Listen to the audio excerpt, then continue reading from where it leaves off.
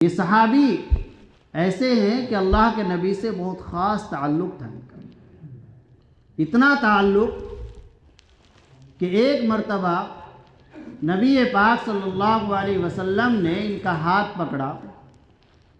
کتنی بڑی عزت اور شرافت کی بات ہے کہ اللہ کے نبی صلی اللہ علیہ وسلم اپنے مبارک ہاتھ میں ہاتھ پکڑ رہے ہیں اور ہاتھ پکڑ کر یہ فرمایا، یا معاذ انی احبک، اے معاذ میں آپ سے محبت کرتا ہوں۔ اتنی بڑی چیز ہے، اللہ کے نبی صلی اللہ علیہ وسلم فرمایا۔ حدیث شریف کے اندر آتا ہے کہ اگر آدمی کو کسی سے اللہ کے لیے محبت ہے، تعلق ہے، تو اس محبت اور تعلق کا اظہار کر دینا چاہیے، ان سے بتا دینا چاہیے کہ مجھے آپ سے اللہ کے لیے محبت ہے، تعلق ہے۔ تو جب نبی پاک صلی اللہ علیہ وسلم کی زبان مبارک سے حضرت معاذ بن جبل رضی اللہ عنہ نے یہ کلمات سنے تو چونک اٹھے۔ ان کی خوشی کا کیا عالم ہوگا کہ آقائے دو جہاں صلی اللہ علیہ وسلم فرما رہے ہیں، یا معاذ انی احبک۔ تو فوراً عرض کیا، فداک ابی و امی یا رسول اللہ انی احبک، میرے ماں باپ آپ پر قربان ہو، میں بھی آپ سے محبت کرتا ہوں یا رسول اللہ صلی اللہ علیہ وسلم۔ تو اللہ کے نبی صلی اللہ علیہ وسلم نے پھر ان کو ایک دعا بتائی کہ معاذ ایک دعا بتا رہا ہوں تمہیں۔ دیکھیں کتنے اہتمام سے بتا رہے، ہاتھ پکڑا اور یہ فرمایا میں تم سے محبت کرتا ہوں، اور پھر وہ دعا بتائی اور اس میں یہ بھی فرمایا کہ ہر نماز کے بعد اس کو ضرور پڑھنا، کوئی کسی بھی نماز کے بعد چھوڑنا نہیں۔ تو ہمیں بھی تو کرنا چاہیے ہو، یا صرف انہی کے لیے تھی؟ آپ کو یاد ہے کسی کو؟ ابھی پوچھوں گا، ابھی معلوم کروں گا علماء کے علاوہ کہ آپ کون کون پڑھتے ہیں جتنے اہتمام سے۔ وہ ایسی دعا ہے کہ اللہ کے نبی صلی اللہ علیہ وسلم نے اس صحابی کو جس انداز سے بتائی کہ میں تم سے محبت کرتا ہوں، یہ دعا پڑھا کرو، تو ہر صحابی نے پھر تابعی کو، تابعی نے تبع تابعی کو، اور اسی طرح اس کا تسلسل چلا رہا ہے۔ آج بھی حدیث پڑھانے والے جب اس حدیث پر پہنچتے ہیں تو کہتے ہیں اپنے شاگردوں سے، انی احبکم فقولوا، میں تم سے محبت کرتا ہوں، تم یہ دعا پڑھا کرو۔ تو پڑھو گے آپ بھی وہ دعا؟ یا یہ ہے دعا، بہت بڑی نہیں ہے، مختصر سی دعا ہے اور بڑی قیمتی دعا۔ آپ اس کا ترجمہ سنیں گے، اللہم اعنی علی ذکرک و شکرک و حسن عبادتک۔ ماشاءاللہ بہت سے پڑھتے ہوں گے، سامنے والوں میں سے کتنے پڑھتے ہیں اس کو ہر نماز کے بعد؟ ماشاءاللہ، ایک دو ہیں اتنے بڑے مجمع میں، دو اللہ کے بندے ایسے ہیں۔ بہت سے بڑے مجموعوں میں بھی کھرجا جانا ہوا، بھی ہزاروں کا مجمع تھا جامع مسجد میں، بس 2-4 تھے بیچارے۔ حالانکہ اللہ کے نبی صلی اللہ علیہ وسلم نے اتنی بڑی قیمتی دعا اتنے بڑے اہتمام سے فرمائی، تو کیا ہماری تڑپ اور تمنا یہ نہ ہونی چاہیے کہ ہر امتی اس کو پڑھنے والا بن جائے، ہمارے ہر گھر کا ہر فرد اس کو پڑھنے والا بن جائے؟ آج یہاں 100، 150، 200 آپ ہیں، آپ ارادہ کریں اور کوشش کریں کہ میں انشاءاللہ کم سے کم 100 آدمیوں کو اللہ کے نبی کی یہ دعا یاد کراؤں گا۔ کرائیں گے؟ دعا یہ ہے، اللہم اعنی علی ذکرک و شکرک و حسن عبادتک۔ آپ بھی پڑھ لیجیے، اللہم اعنی علی ذکرک و شکرک و حسن عبادتک۔ ترجمہ یہ ہے، یا اللہ میری مدد فرما دیجئے اپنا ذکر کرنے پر۔ اللہ کتنے خوش ہوں گے کہ میرا بندہ میرا ذکر کرنے پر میری مدد مانگ رہا ہے، میری توفیق مانگ رہا ہے، تو اللہ کی طرف سے اللہ کے ذکر کی توفیق ہوگی۔ اور آگے وہ شکری کا، یا اللہ تیری بہت سی نعمتیں ہیں ظاہری باطنی، یا اللہ میری مدد فرما کہ میں ان نعمتوں پر شکر ادا کرنے والا بن جاؤں۔ اللہ کس قدر خوش ہوں گے کہ یہ تو میرے سے ہی شکر کا بھی طریقہ مانگ رہا ہے، شکر کی چیز بھی میرے سے ہی مانگ رہا ہے، تو اس کے بعد جو شکر ہوگا تو وہ اللہ کے یہاں مقبول ہی ہوگا۔ وہ حسن عبادتی، اور یا اللہ آپ کو اچھی سے اچھی عبادت پسند ہے، تو نے بھی فرمایا لیبلوکم ایکم احسن عملا، کہ ہم دیکھنا چاہیں گے، آزمائش یہ ہوگی کہ کون اچھا عمل کرنے والا ہے۔ نبی پاک صلی اللہ علیہ وسلم نے بھی فرمایا ان اللہ یحب اذا عمل احدکم عملا ان یتقنہ، کہ اللہ یہ چاہتے ہیں اور یہ پسند فرماتے ہیں کہ انسان جب کوئی عمل کرے تو وہ عمل اچھے سے اچھا کرے۔ یا اللہ میری مدد فرما کہ میں تیری عبادت اچھی سے اچھی کرنے والا بن جاؤں۔ تو کتنی اچھی دعا ہے، اس کو یاد کریں، علماء سے معلوم کریں، اور ہر نماز کے بعد آج سے اس کو پڑھنے کا معمول بنا لیں۔ گھر میں اپنے بچے کو یاد کرائے اور اپنے تعلق والوں کو بتائے۔ موبائل پر بھیجنے کی چیزیں یہ ہوتی ہیں، بجائے ادھر ادھر کی بہت سی موضوع حدیثیں گھڑی ہوئی روایتیں آتی ہیں، بس سنی اور چلا دیا آگے، یہ انتہائی غلط چیز ہے۔ حدیث شریف کے اندر ایسا آدمی جھوٹا ہے اور سخت وعید وارد ہوئی ہے۔ اللہ کے نبی صلی اللہ علیہ وسلم نے فرمایا جو میری طرف جھوٹ نسبت کرے وہ اپنا ٹھکانہ جہنم میں بنا لے، اپنا ٹھکانہ وہ جہنم میں بنا لے۔ تو اس طرح ہم اگر غلط چیزیں، غلط روایتیں پھیلائیں گے علماء سے تحقیق کیے بغیر تو ہمارا ٹھکانہ جہنم ہوگا اور ہمارا انجام بہت برا ہوگا۔ تو اس دعا کو پڑھنے کا معمول بنا لے، اللہم اعنی علی ذکرک و شکرک و حسن عبادتک۔ خیر میں عرض کر رہا تھا حضرت معاذ بن جبل رضی اللہ تعالی عنہ کی نصیحتیں تھی اور تقوی سے متعلق بات چل رہی تھی۔ اصل جو آیت شریفہ پڑھی تھی واتقوہ، اللہ فرما رہے ہیں تقوی اختیار کرو تاکہ تمہارے اوپر رحم کیا جائے۔ قرآن کریم کا پیغام یہی ہے، یہ قرآن اللہ کا عظیم الشان کتاب ہے، عظیم الشان کلام ہے۔ حضرت عمر بن خطاب رضی اللہ تعالیٰ عنہ فرماتے ہیں کہ سنو، تمہارے نبی صلی اللہ علیہ وسلم نے فرمایا کہ اللہ تعالیٰ اس کتاب کے ذریعے بہت سے لوگوں کو عزت اور بلندی عطا فرماتے ہیں جو اس کتاب کا حق ادا کرتے ہیں، اور جو اس کتاب کا حق ادا نہیں کرتے اللہ تعالیٰ ان کو ذلت اور رسوائی دیتا ہے، ذلیل اور رسوا کر دیتا ہے۔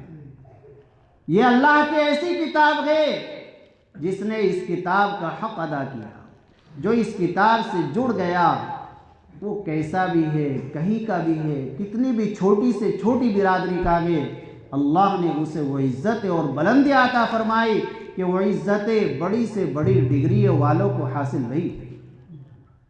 ایک مرتبہ حضرت امیر المومنین عمر فاروق رضی اللہ تعالی عنہ نے حضرت ابو بکر صدیق رضی اللہ عنہ سے دریافت فرمایا کہ مکہ مکرمہ کے جنگلات کا گورنر حاکم کس کو بنایا آپ نے؟ تو حضرت ابو بکر صدیق رضی اللہ تعالی عنہ نے فرمایا کہ ابن ابزا کو بنایا۔ حضرت عمر فاروق رضی اللہ تعالی عنہ نے فرمایا کہ وہ تو غلام ہے، کہ ہاں غلام تو ہے لیکن قرآن کے ماہر ہے، قرآن کے ماہر ہے۔ اس وقت حضرت عمر فاروق رضی اللہ عنہ نے فرمایا صدق رسول اللہ صلی اللہ علیہ وسلم ان اللہ یرفع بہذا الکتاب اقواما، اللہ کے رسول صلی اللہ علیہ وسلم نے سچ فرمایا کہ اللہ تعالیٰ اس کتاب کے ذریعے بہت سے لوگوں کو عزت اور بلندی عطا فرماتا ہے۔ یہ کتاب اتنی عظیم الشان کتاب ہے۔ حضرت علی رضی اللہ عنہ فرماتے ہیں ایک مرتبہ اللہ کے نبی صلی اللہ علیہ وسلم نے فرمایا الا انہا ستکون فتنہ، خبردار ہو جاؤ ان قریب فتنے آنے والے ہیں، فتنوں کا زمانہ آنے والا ہے، فتنے برپا ہونے والے ہیں، یہ فتنوں کا دور چل رہا ہے۔ اس وقت کا جیسا کہ میں کئی مرتبہ کہہ چکا سب سے بڑا فتنہ یہ موبائل ہے۔ اس موبائل نے ہماری زندگی تباہ و برباد کر دی، اس موبائل نے ہماری عزتیں برباد کر دی، اس موبائل نے ہمارا پیسہ برباد کر دیا۔ کتنے واقعات ہیں کہ پب جی گیم کھیلا، کسی اور مارکیٹ میں موبائل کے ذریعے پیسہ لگایا، دنیا بھی برباد، آخرت بھی برباد۔ 12 گھنٹے 10 گھنٹے گزر جاتے ہیں موبائل کی اسکرین پر دیکھتے ہوئے، موبائل کی اسکرین پر نظر جمائے ہوئے، اور موبائل ہی کو سب کچھ سمجھ لیا ہے۔ اس فتنے سے بچنا ہے۔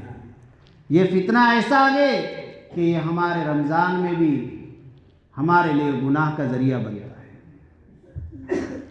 رمضان المبارک آ رہا ہے، اس کے لیے تیاری کریں، کچھ پلاننگ کریں، منصوبہ بنائیں۔ یہ منصوبہ نہیں کہ کھجوریں لا کر رکھ لی، سوئیاں لا کر رکھ لی، راشن لا کر رکھ لیا، نہیں۔ تو فکر یہ ہونی چاہیے ہر مومن کی۔ اللہ کے نبی صلی اللہ علیہ وسلم تو 2 مہینے پہلے سے دعا فرما رہے ہیں، اللہم بارک لنا فی رجب و شعبان وبلغنا رمضان، یا اللہ رجب میں شعبان میں برکت عطا فرما اور خیر و عافیت کے ساتھ مولائے کریم ہمیں رمضان المبارک نصیب فرما، یہ دعا کر رہے ہیں۔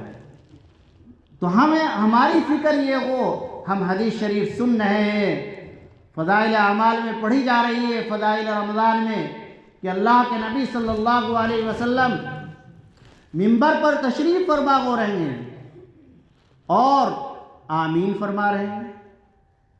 صحابہ نے نماز کے بعد معلوم کیا کہ آپ منبر پر تشریف فرما ہو رہے تھے، آج ایک خلاف عادت بات یہ دیکھی کہ آمین فرما رہے تھے۔ تو نبی پاک صلی اللہ علیہ وسلم نے فرمایا کہ اس وقت جبریل علیہ السلام تشریف لائے اور انہوں نے 3 شخصوں کے لیے بد دعا کی، میں نے اس پر آمین کہی۔ آپ اندازہ لگائیے، بد دعا دینے والے جبریل علیہ السلام، آمین کہنے والے نبی پاک صلی اللہ علیہ وسلم، اور گھڑی بھی ہو گئے جس میں دعا قبول ہوتی ہے۔ ایک تو وہ کہ ماں باپ زندہ ہو اور ان کی خدمت کر کے جنت نہ کما سکے، اور دوسرے وہ کہ اللہ کے رسول صلی اللہ علیہ وسلم کا ذکر مبارک آئے اور آپ پر درود نہ پڑھے، اور تیسرے وہ شخص کہ جس کو ماہ مبارک ملا اور وہ اپنی مغفرت نہیں کرا سکا، ہلاک و برباد ہو وہ شخص کہ جس کو ماہ مبارک ملا اور وہ اپنی مغفرت نہیں کرا سکا۔ تو اب ہماری فکر کو سوچ ہو کہ کہیں ایسا نہ ہو کہ ہم مغفرت سے محروم رہ جائیں، اور مغفرت کی صورت کیا ہے، کیسے مغفرت کرائیں، اس کی فکر پیدا ہو۔ حضرت شیخ زکریا نور اللہ مرقدہ نے فضائل اعمال کی 1.5 سطر میں لکھا ہے کہ مغفرت کی صورت کیا ہے۔ 10-15 سال پہلے کی بات ہے، عشاء کے بعد حضرت مولانا سید محمد عاقل صاحب نور اللہ مرقدہ کے یہاں فضائل اعمال کی تعلیم ہو رہی تھی، میں ہی پڑھ رہا تھا، تو جب یہ سطر آئی مغفرت کی صورت کیا ہے، اسے کئی مرتبہ حضرت نے پڑھوایا، بار بار پڑھوایا، تو ہمیں بھی بار بار پڑھنے کی، سننے کی ضرورت ہے۔ فرمایا کہ مغفرت کی صورت یہ ہے کہ آدمی 2 کام اہتمام سے کرے، انشاءاللہ مغفرت ہو ہی جائے گی۔ پہلا کام کیا کہ روزہ اہتمام کے ساتھ رکھے، جسے روزہ کہتے ہیں، حقیقی روزہ بڑے احتیاط اور اہتمام کے ساتھ رکھے۔ روزے میں بہت ساری کوتاہیاں ہوتی ہیں، کوتاہی بڑی یہ پائی جاتی ہے گاؤں دیہات میں، جو ہم نے دیکھا کہ عین وقت ہو گیا بالکل سحری ختم ہونے کا، بیڑی پیتے رہتے ہیں، اور ایک عام رواج ہے اور عام بات ہے کہ اذان تک سحری کا وقت رہتا ہے، پڑا اعلان کر دیا جائے، پڑا گھنٹہ بتا دیا جائے۔ یہ انتہائی غلط ہے، بہت غلط ہے۔ دھنتریوں کے اعتبار سے احتیاط کے ساتھ اذان پڑھی جاتی ہے، بعد میں ہو رہی ہے، تو آپ کا روزہ ہی کہاں ہوا؟ اذان تک بہت سے بیڑی پیتے رہتے ہیں۔ آپ اللہ کے لیے بیڑی چھوڑ دیں، رمضان میں عہد کر لے، بیڑی سگریٹ پینے والے، یہ آپ کے لیے دنیا کے اعتبار سے بھی تباہی ہے، آخرت کے اعتبار سے بھی تباہی ہے۔ کوئی اچھی چیز رہی ہے، اس رمضان میں ارادہ کرے، بیڑی پینے والے بیڑی چھوڑ دیں گے، سگریٹ پینے والے سگریٹ چھوڑ دیں گے، کچھ ارادے کرے تو روزہ رکھے اہتمام کے ساتھ۔ وقت ختم ہونے سے 15-20 منٹ پہلے کم سے کم فارغ ہو کر مسجد میں بیٹھ جائے، مسجد میں بیٹھ جائے، کلی کر کے اچھی طرح نیت کرے، اسی وقت سے اللہ سے مدد مانگے، یا اللہ تیرے لیے روزہ رکھ رہا ہوں، اسے قبول فرما لیجیے، اس میں میری مدد فرمائیے، آسان فرما دے، قبول فرما دے، فرما لے، پھر دیکھنا روزے کا کیا مزہ آئے گا۔ اسی وقت سے ارادہ کر لے کہ جب اللہ کے حکم کی وجہ سے کھانا پینا جو حلال چیزیں وہ چھوڑ دی، تو جو حرام چیزیں ہیں ان کو بھی چھوڑوں گا۔ جھوٹ بولنا حرام ہے، ارادہ کرے کہ کبھی جھوٹ نہیں بولوں گا۔ جب انسان جھوٹ بولتا ہے، ترمذی شریف میں حدیث موجود ہے کہ فرشتے، اس کے منہ سے ایسی بدبو نکلتی ہے کہ فرشتے بہت دور ہو جاتے ہیں، میلوں دور ہو جاتے ہیں جب جھوٹ بولتا ہے۔ سچ بولے۔ ایک حدیث ہے شعب الایمان میں، امام بیہقی رحمۃ اللہ علیہ کی کتاب ہے۔ اللہ کے نبی صلی اللہ علیہ وسلم ایک مرتبہ وضو فرما رہے تھے۔ حضرات صحابہ اکرام رضی اللہ تعالی عنہم تو حضور اکرم صلی اللہ علیہ وسلم کے عاشق تھے، تو آپ صلی اللہ علیہ وسلم کے جسم مبارک سے جو پانی گر رہا تھا، اس پانی کو حضرات صحابہ اکرام بڑی محبت اور عظمت کے ساتھ اپنے ہاتھوں پر لے کر اپنے منہ پر، اپنے بدن پر مل رہے تھے۔ یہ عشق تھا۔ اور جن صحابہ کو وہ پانی نہیں ملا، وہ اپنا بدن ان صحابہ کے بدن سے لگا رہے تھے جن کو وہ پانی لگ گیا۔ تو نبی پاک صلی اللہ علیہ وسلم نے جب یہ منظر دیکھا تو آپ نے معلوم فرمایا، ما یحملکم علی ھذا، اے میرے صحابہ تم یہ ایسا کیوں کر رہے ہو؟ کس چیز نے تمہیں اس پر ابھارا ہے؟ عرض کیا، حبک یا رسول اللہ صلی اللہ علیہ وسلم، اللہ کے رسول صلی اللہ علیہ وسلم آپ کی محبت نے ہمیں اس کام کے کرنے پر مجبور کیا ہے۔ ہمیں آپ سے محبت ہے، آپ سے عشق ہے، تو آپ کے بدن مبارک سے جو چیز لگ گئی وہ بھی ہمارے لیے محبوب بن گئی۔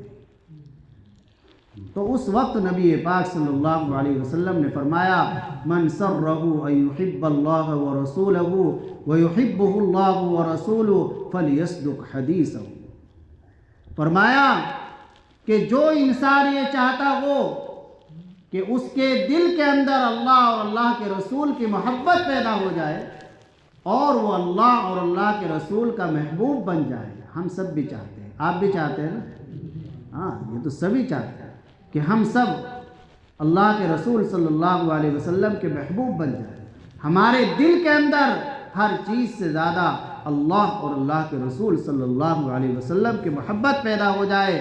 تو نبی پاک صلی اللہ علیہ وسلم نے فرمایا کہ وہ بندہ 3 کام کر لے اسے یہ چیز حاصل ہو جائے۔ فرمایا فَلْيَصْدُقْ حَدِيثَهُ، ایک تو سچ بولنا شروع کر دے، اپنی بات کو سچی بنا لے، جھوٹ بولنا بند کر دے، آج سے اسی وقت سے توبہ کر لے، آج کے بعد جھوٹ نہیں بولے۔ جب انسان سچ بولنا شروع کر دیتا ہے، جھوٹ سے توبہ کر لیتا ہے، وہ بہت سی برائیوں سے بچ جاتا ہے۔ وہ پھر نماز بھی پڑھے گا کہ یار کوئی پوچھے گا نماز پڑھی، جھوٹ بولنا پڑے گا، جھوٹ سے میں نے توبہ کر لی۔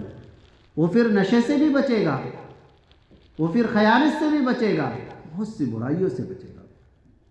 اور ارشاد فرمایا وَلْيُؤَدِّ أَمَانَتَهُ، جس کی جو امانت ہے، جس کا جو حق ہے، دوسرا کام یہ بتایا وہ ادا کرے۔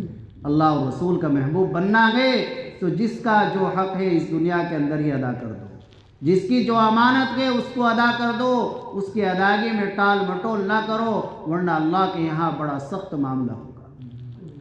اور تیسری چیز ارشاد فرمائی وَلْيُحْسِنْ جِوَارَ مَنْ جَاوَرَهُ، اپنے پڑوسی کے ساتھ اچھا سلوک، اچھا برتاؤ کرو، پڑوسی کے ساتھ اچھا سلوک۔ یہ 3 کام کرو گے اللہ کے محبوب بن جاؤ گے، اللہ کے محبوب بن جاؤ گے۔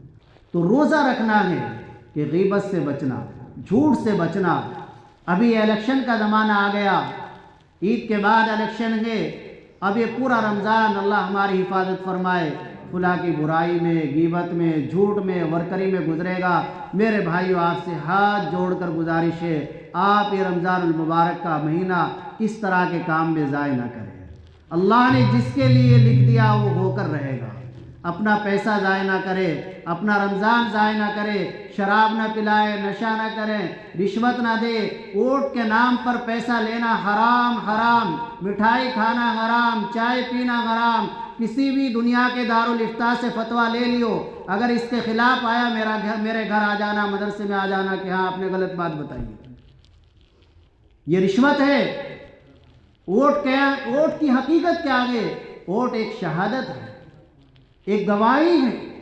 ہم ایک نمائندہ مقرر کر رہے ہیں کہ یہ ہماری گاؤں کے لیے خیر کا ذریعہ بنے گا، یہ صحیح کام کرے گا، یہ ایک شہادت ہے۔ اللہ فرماتے ہیں یا ایھا الذین آمنوا کونوا قوامین بالقسط شہداء للہ، ایمان والو انصاف کے ساتھ سچی صحیح شہادت دو، صحیح گواہی دو، چاہے اپنے خلاف جائے، اپنے ماں باپ کے خلاف جائے، اپنے رشتہ داروں کے خلاف جائے، آپ کا بھائی کھڑا گئے، لیکن آپ غور کریں کہ یہ اس کام کا اہل ہے یا نہیں، اس کے لائق ہے یا نہیں، یہ گاؤں کے لیے خیر کا ذریعہ بنے گا یا نہیں، یہ صحیح اور انصاف والا کام کرے گا یا نہیں۔ اگر ہے تو آپ اس کو ووٹ دیں، ورنہ آپ اپنے بھائی کے خلاف ووٹ دے دیں اگر وہ اس کا اہل نہیں ہے۔ اللہ کا ڈر تو یہ ہے، اللہ اور اللہ کے رسول کی تعلیمات تو یہ ہے۔ تو ووٹ کے نام پر ایک پیسہ خرچ نہ کریں، ورنہ پھر کیا ہوگا؟ 20 لاکھ روپے لگائے گا تو وہ کہا گھر سے تھوڑا ہی دے گا، وہ پورے گاؤں کا نقصان ہوگا۔ بہت مفسدے ہیں، بہت گناہ ہے، غریبوں کا حق کھانا ہے۔ ایک طویل حدیث ہے، وقت زیادہ ہو گیا، ایک جملہ اس کا، اللہ کے نبی صلی اللہ علیہ وسلم نے ایک حدیث شریف کے اندر کچھ ایسے گناہ بیان فرمائے ہیں کہ جن گناہوں کی وجہ سے امت پر تباہیاں آتی ہیں، مصیبتیں آتی ہیں، اور وہ مصیبتیں بھی ایسے آتی ہیں، حدیث شریف میں بیان کیا گیا ہے کہ جیسے کسی مالا کا تسبیح کا دھاگا ٹوٹ جائے تو دانے لگاتار گرتے رہتے، ایک کے بعد دوسرا، دوسرے کے بعد تیسرا، تیسرے کے بعد چوتھا۔ تو اسی طرح ایک مصیبت ختم نہیں ہوگی اور دوسری مصیبت کھڑی ہو جائے گی، دوسری ختم نہیں ہوگی، تیسری کھڑی ہو جائے گی۔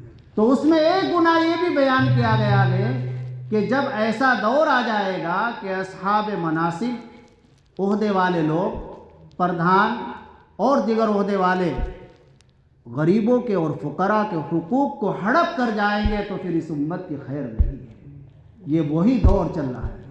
بتاؤ مجھے کوئی ذمہ دار، کوئی پردھان ایسا کہ جو اس سے بچا ہوا ہو۔ اللہ ہم سب کی حفاظت فرمائے۔ تو ذرا اس پر توجہ فرما لے کہ اپنا یہ رمضان، کتنے ہمارے بھائی ایسے تھے جو سال گزشتہ رمضان میں ہمارے ساتھ تھے، آج وہ مٹی کے نیچے ہیں، آج وہ مٹی کے نیچے ہیں، کل ایسا نہ ہو کہ اگلے رمضان میں ہم مٹی کے نیچے ہوں۔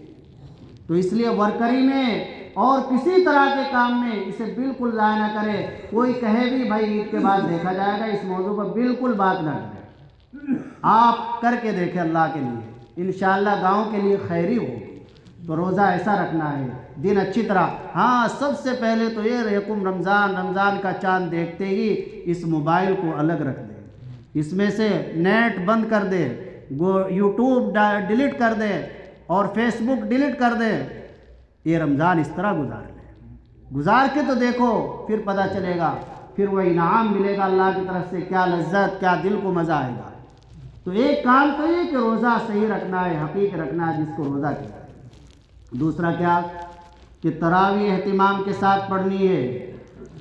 اہتمام ایسی جگہ پڑھے جہاں قرآن صحیح پڑھا جا رہا ہے، صاف پڑھا جا رہا ہے، سمجھ میں آ رہا ہے، چاہے 1 گھنٹے کے بجائے 1.5 گھنٹہ لگے، ٹھیک ہے؟ یہ نہیں کہ اس مسجد میں جلدی ہو رہا ہے وہاں چلے 10 منٹ پہلے فارغ، نہیں، ہم تو اللہ کا کلام سننے کے لیے آئے ہیں۔ یہ ہماری زندگی کا سب سے قیمتی لمحات ہے، قیمتی وقت ہے جو اللہ کے کلام کو سننے کے لیے لگ جائے۔ پورا قرآن سننا ایک مستقل سنت، اور پورے رمضان تراویح پڑھنا یہ مستقل سنت مؤکدہ ہے۔ اگر تراویح چھوڑیں گے تو گناہ گار ہوں۔ بہت سے گاؤں دیہات میں ایسا کرتے ہیں، اذان ہو گئی، نماز بھی کھڑی ہو گئی، 8-10 تراویح ہو گئی، پھر آتے ہیں۔ یہ کتنی جہالت کی بات ہے۔ اذان ہوتے ہی مسجد کا رخ کریں۔ جو جوان بچے اس طرح بعد میں آتے ہیں، آپ ان کو پیار سے، محبت سے سمجھائے، بیٹا ایسا نہیں کیا کرتے، آپ کی 10 تراویح چھوٹ گئی، کتنا بڑا ثواب سے آپ محروم ہو گئے، گناہ گار ہو گئے۔ یہ ماہ مبارک رمضان میں 1 مرتبہ آتا ہے، اس کو ایسے ضائع نہ کریں، اس طرح اسے سمجھایا جائے، ایسا ماحول بنائے۔ تو یہ 2 کام اہتمام سے کرے، اللہ تعالیٰ مغفرت فرما دے۔ روزہ اہتمام سے رکھے، تراویح اہتمام سے پڑھے، اور تیسرا کام یہ کر لے، اللہ کی کتاب کو زیادہ سے زیادہ پڑھے، یہ قرآن زیادہ سے زیادہ پڑھے۔ اللہ کے ایسے ایسے بندے اس دنیا میں گزرے گئے کہ جن کا معمول مدتوں تک رہا روز ایک قرآن پڑھنے کا۔ امام ذہبی رحمۃ اللہ علیہ نے سیر و اعلام النبلاء میں لکھا ہے ایک محدث ہے یحییٰ ابن سعید القطان، ان کے زمانے کے ہی دوسرے محدث، ان کے معاصر یحییٰ ابن معین رحمۃ اللہ علیہ ان کے متعلق فرماتے ہیں کہ 20 سال تک ان کا معمول رہا روز ایک قرآن پڑھنے کا، 20 سال تک روز ایک قرآن پڑھنے کا معمول رہا۔ آپ اندازہ لگائیے، یہ لوگ ائمہ جرح و تعدیل گئے، امام الجرح و تعدیل حدیث کے بڑے امام گئے، تو ان کی پڑھنے پڑھانے کی، کتابیں لکھنے کی بھی کتنی مشغول رہی ہوگی، اس کے باوجود یہ حضرات اتنا قرآن اللہ کا پڑھتے تھے۔ ایک محدث کے بارے میں لکھا، وہ 40 سال تک ان کا معمول رہا روز ایک قرآن پڑھنے کا۔ حضرت جی مولانا انعام الحسن صاحب رحمۃ اللہ علیہ کے حالات میں لکھا ہے کہ ایک رمضان میں انہوں نے 61 قرآن کریم پڑھے تھے۔ ایک روز دن میں قرآن پڑھتے تھے، ایک روز رات میں قرآن پڑھتے تھے، اور ایک تراویح کا قرآن ہو گیا۔ تو ہم اور آپ ارادہ کریں، جو ناظرہ جو حافظ ہیں ان سے تو میری درخواست یہی ہے کہ وہ تو بس رمضان میں ایک قرآن ہی پڑھنے کا معمول، ابھی بھی ہمارے جاننے والے ہمارے علم میں اور ہو ہی جاتا ہے الحمدللہ، آسانی کے ساتھ ہو جاتا ہے، 8-10 گھنٹے میں ایک قرآن پڑھ لیتے ہیں، معمول ہے۔ رمضان میں حافظ ارادہ کر لے کہ روز ایک قرآن پڑھیں گے انشاءاللہ، 8-10 گھنٹے میں روز ایک قرآن پڑھا جا سکتا ہے، اور 8-10 گھنٹے اللہ ہمیں معاف فرما دے اپنے رحمت سے، ہمارے موبائل میں گزر جاتے ہیں۔ اگر ہمارے موبائلوں کو چیک کرایا جائے، اسکرین پر دیکھا جائے کہ اس شخص نے 24 گھنٹے میں موبائل کتنی دیر دیکھا ہے، تو 8-10 گھنٹے سے زیادہ ہی وقت نکل جائے۔ یہ حالات ہیں، تو قرآن زیادہ سے زیادہ پڑھیں۔ ناظرہ جنہوں نے پڑھ رکھا ہے وہ ایک قرآن پر اکتفا نہ کرے کہ بس ایک پڑھ لیا روز ایک پارہ، نہیں، کم سے کم 3 قرآن تو ضرور پڑھ لیں۔ پڑھیں گے انشاءاللہ؟ 3 پارے کا معمول بنا لے آپ۔ وہ 3 پارے کا کیسا؟ ایک پارہ تو آپ صبح ہی پڑھ لیں، اور باقی آدھا پارہ ہر نماز کے بعد پڑھ لے، تو آسانی سے آپ کے 3 پارے ہو جائیں گے، چاہے تو نماز سے پہلے پڑھ لے یا نماز کے بعد پڑھ لے۔ تو اس طرح آپ معمول بنائیں گے تو انشاءاللہ آپ کے 3 قرآن ہوں گے، اور آپ کے دل کے اندر ایک عجیب قسم کی مسرت اور خوشی پیدا ہوگی جب آپ کے 3 قرآن اس رمضان میں مکمل ہو جائیں گے۔ کریں گے انشاءاللہ؟ اللہ کی یہ بڑی عظیم الشان کتاب ہے۔ میں نے حدیث شروع کی تھی کہ حضرت علی رضی اللہ عنہ فرماتے ہیں کہ اللہ کے نبی صلی اللہ علیہ وسلم نے فرمایا تھا کہ خبردار ہو جاؤ، ان قریب فتنوں کا زمانہ آنے والا ہے۔ تو اس وقت حضرت علی رضی اللہ عنہ نے اللہ کے نبی صلی اللہ علیہ وسلم سے یہ سوال فرما لیا، مل مخرج منہا یا رسول اللہ کے رسول صلی اللہ علیہ وسلم، فتنوں سے بچانے والی چیز کیا ہے یہ بتائیے، فتنوں سے بچے کیسے؟ فرمایا کتاب اللہ کی کتاب ہے فتنوں سے بچانے والی، یہ اللہ کی کتاب ہے جو فتنوں سے محفوظ رکھے۔ آپ دیکھیے، اللہ کی کتاب کو پڑھتا رہے گا، جھوٹ سے بھی محفوظ، غیبت سے بھی محفوظ، موبائل سے بھی محفوظ، بڑا فتنہ ہے، بہت سارے فتنوں سے محفوظ۔ اور پھر نبی پاک صلی اللہ علیہ وسلم نے اللہ کی اس کتاب کی خوبیاں بیان فرمائی، فیہ نبأ ما قبلکم وخبر ما بعدکم وحکم ما بینکم۔ اللہ کی یہ کتاب کیا پوچھتے ہو، تمام خوبیوں کا مجموعہ ہے، سب کچھ اس میں ہے۔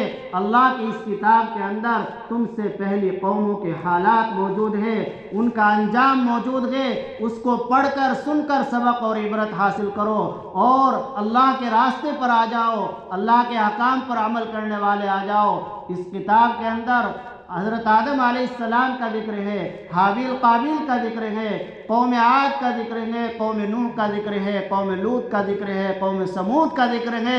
ان سب قوموں کا ذکر اس لیے کیا گیا ہے تاکہ یہ قوم، یہ امت ان حالات کو پڑھ کر سن کر سبق حاصل کرے، اپنی زندگی کے اندر انقلاب اور تبدیلی پیدا کرے، اور اپنی زندگی کو سنوارے، اللہ اور رسول کے احکام پر عمل کرنے والی بنے۔ یہ کرنا ہے۔ وخبر ما بعدکم، اور اللہ کی اس کتاب میں بعد کے حالات بھی موجود ہے، جنت جہنم کا ذکر ہے، آخرت کا ذکر ہے۔ وحکم ما بینکم، اور اللہ کی اس کتاب میں تمہارے مقدمات اور تمہارے مسائل کا حل بھی موجود ہے۔ آج ہمارے مسائل، مقدمات پیش آ جاتے ہیں، کچہری اور تھانوں کے چکر کاٹتے ہوئے مدتیں گزر جاتی ہیں، وقت بھی ضائع ہوتا ہے، مال بھی ضائع ہوتا ہے، لیکن مسائل کا حل نہیں ہوتا۔ اللہ کی اس کتاب سے مسائل کا حل کراؤ، علماء کے ذریعے، مفتیان کے ذریعے مسائل کا حل کراؤ، تو آپ کے بڑے بڑے مسئلے بغیر کسی دقت کے انشاءاللہ حل ہو جائیں گے۔ شریعت میں نہ کوئی لڑائی جھگڑا ہوگا، نہ کوئی پیسہ خرچ ہوگا۔ تو فرمایا وہ حکم ما بینکم وہو الفصل لیس بالہزل، اور یہ اللہ کی ایسی کتاب ہے جو حق و باطل کے درمیان فرق کرنے والی کتاب ہے۔ اللہ کی اس کتاب کے ذریعے معلوم ہوگا کہ کیا حق ہے اور کیا باطل ہے، اللہ کی اس کتاب کے ذریعے معلوم ہوگا۔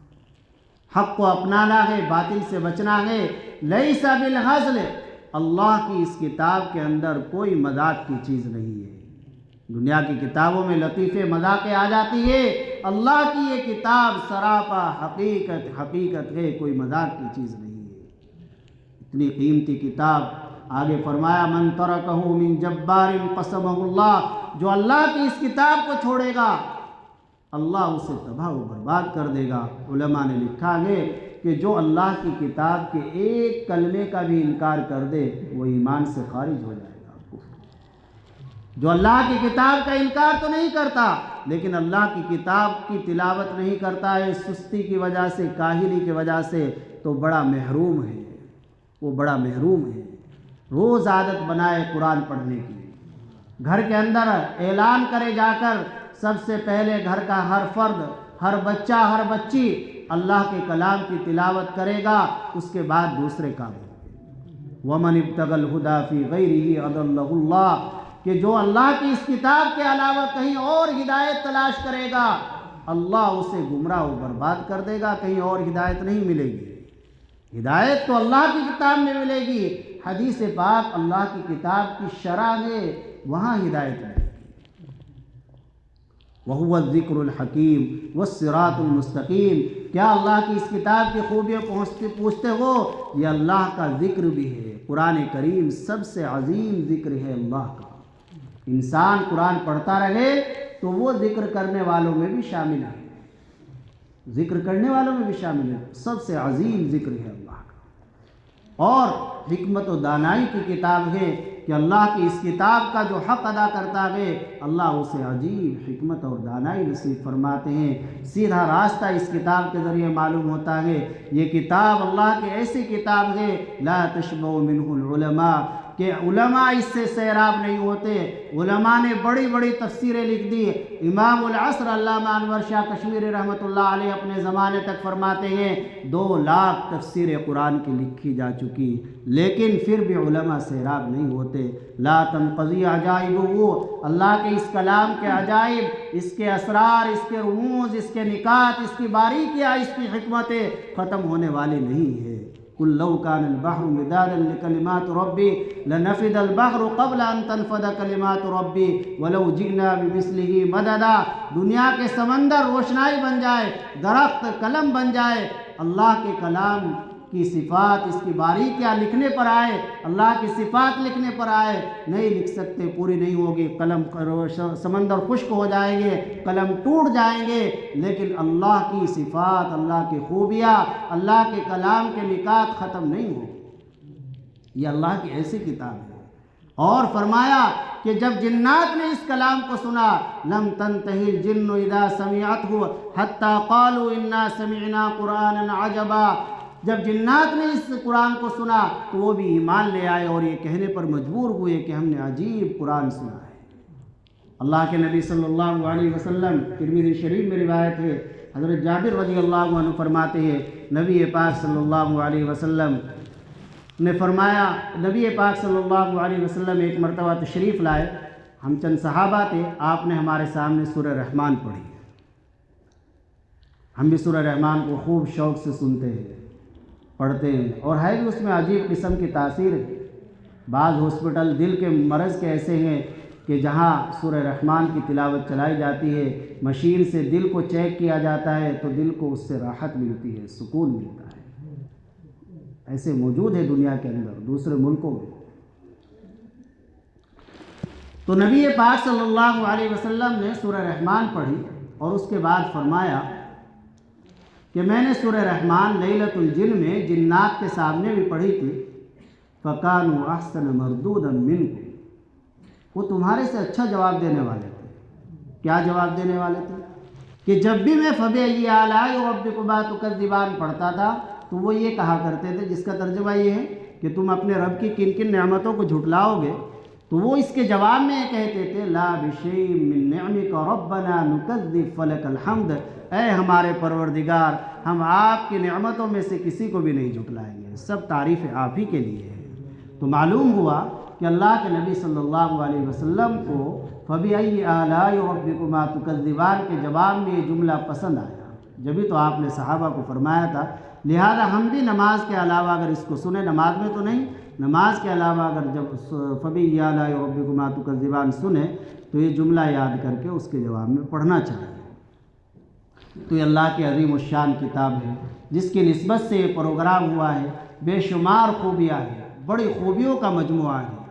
अल्लाह ने हमें आसानी के साथ ये मौका नसीब फरमाया है कि हमारे बच्चे कुरान पढ़ लेते हैं, हम कुरान देख लेते हैं, सुन लेते हैं, पढ़ने की कोई उम्र नहीं होती। अल्लाह ने ये कुरान बच्चों के लिए भी आसान फरमाया, बच्चियों के लिए भी आसान फरमाया, बड़ों के लिए भी आसान फरमाया, बूढ़ों के लिए भी आसान फरमाया।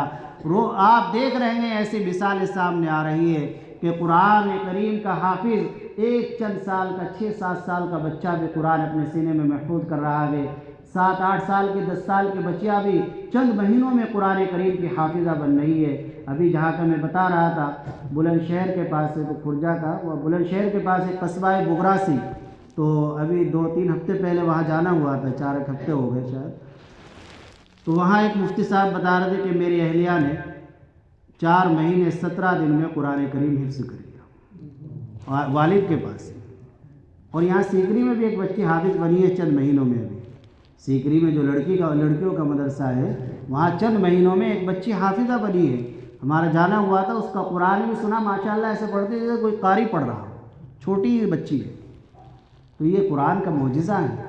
एक 70 साल की उम्र के हाफिज़ बने हैं, 70 साल की उम्र के एक शख्स हाफिज़ बने हैं, कुरान करीम हिफ्ज़ किया है। मकातिब के अंदर बच्चों के साथ साथ उनके बाप भी पढ़ रहे हैं। काजीपुरे में एक मकतब चल रहा है, वहाँ इम्तिहान लिया तो 3 बेटों ने इम्तिहान दिया और बाप ने इम्तिहान दिया। बाप बेचारा मजदूरी करता है लेकिन सुबह ही थोड़ी देर पढ़ के जाता है। तो मेरी गुजारिश ये है कि हमारी बस्ती के अंदर तालीम बालिगान का भी इंतज़ाम हो। इशा के बाद हम मिन्नत खुशामद करके एहतराम के साथ, अदब के साथ उनका कुछ हक़ुल खिदमत भी तय कर कर अपना वक्त ये लगा रहे हैं। हजरात ऐसा निज़ाम बनाए कि 1 घंटा हमारे नौजवान भाई जो कुरान पढ़े हुए नहीं है, हमारे बुज़ुर्ग जो कुरान पढ़े हुए नहीं है, वो इमाम साहब के पास कौन घंटा 1 घंटा इशा के बाद रोज़ कुरान पढ़े, उसकी बड़ी बरक़ात होगी, बड़ी बरकतें होगी। बस्ती के अंदर एक नूरानी माहौल पैदा होगा।